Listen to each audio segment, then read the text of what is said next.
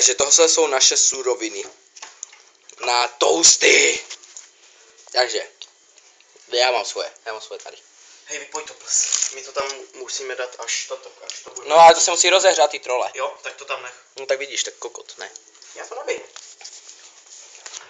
Dej nůž. Pička, já mám nůž, ty vole.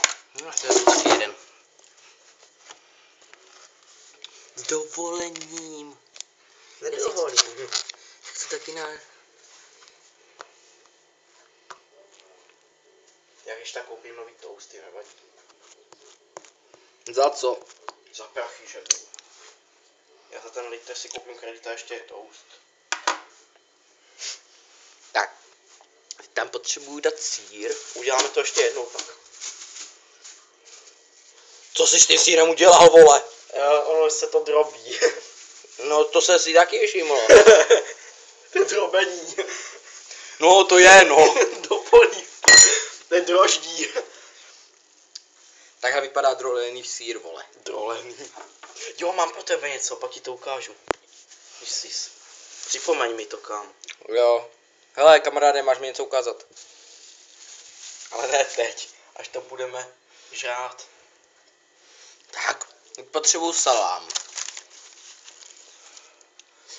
Ty vole! Dáme kočce. Bublí. Masíčko. A jsem teda zapomněl dát kečup. Podrž mobil. Podrž kečup. To. Ne, ty to zničí. Tak, víš, jak bych si ten zvuk mohl lidi představit?